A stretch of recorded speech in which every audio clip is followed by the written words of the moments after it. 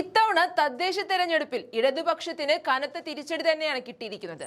തിരഞ്ഞെടുപ്പിൽ പരാജയപ്പെടാൻ ഒരുപാട് കാരണങ്ങൾ CPM തന്നെ വരുത്തിവെച്ചിട്ടുണ്ടെന്ന് വേണം പറയാൻ. ഉദാഹരണത്തിന് ശബരിമല വിഷയം, കടമെടുക്കൽ, അനാവശ്യ ചിലവുകൾ, അങ്ങനെ ഒരുപാട് വിഷയങ്ങൾ. എന്നാൽ ഇതെല്ലാം മറച്ചുവെക്കാൻ സർക്കാർ രാഹുൽ മാങ്കൂട്ടം വിഷയത്തെ അങ്ങ് ആളിക്കത്തിക്കാൻ നോക്കി. അതിലൂടെ കോൺഗ്രസിനെ തറപറ്റിക്കാനുള്ള തന്ത്രങ്ങൾ സർക്കാർ മെനഞ്ഞുകൊണ്ടേയിരുന്നു. പക്ഷേ ആ പണികൾ സർക്കാരിന് തന്നെ തിരിഞ്ഞുകുത്തി എന്ന് വേണം പറയാൻ.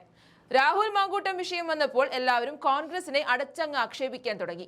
എന്നാൽ കോൺഗ്രസിൽ രാഹുലിനെതിരെ പരാതികൾ വന്നപ്പോൾ തന്നെ പണ്ടേ നടപടികൾ എടുത്തു കഴിഞ്ഞു.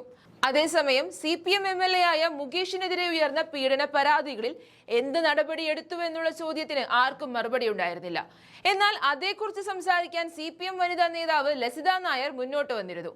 പക്ഷേ അവരുടെ പരാമർശങ്ങൾ വിവാദമാവുക മാത്രമല്ല ചെയ്തത്. തുടർന്നുള്ള ദിവസങ്ങളിൽ ലസിത നായർ എയറിലായി എന്ന് തന്നെ പറയാം. മുകേഷ് MLAയുടേത് തീവ്രത കുറഞ്ഞ പീഡനമെന്നും രാഹുൽ മാങ്കൂട്ടത്തിലിന്റേത് അതിതീവ്ര പീഡനം എന്നായിരുന്നു വിവാദ പരാമർശം. ഇപ്പോഴിതാ തീവ്രത പരാമർശം ലസിത നായർക്ക് തലവേദനയായി മാറിയിരിക്കുകയാണ്. പന്തളം നഗരസഭ 8ാം വാർഡിൽ മത്സരിച്ച ലസിത നായർ 8 നിലയിൽ പൊട്ടിയിരിക്കുകയാണ്. ചുരുക്കി പറഞ്ഞാൽ തീവ്രത അളക്കുന്ന മെഷീൻ പണി കൊടുത്തുവെന്ന് വേണം പറയാൻ. മുകേഷിന്റെ പീഡനം എന്ന് ഞങ്ങൾ അംഗീകരിച്ചിട്ടില്ലെന്നും എന്തെങ്കിലും കാര്യമുണ്ടായിരുന്നെങ്കിൽ നടപടി വന്നേനെ എന്നുമായിരുന്നു ലസിത നായർ പറഞ്ഞത്.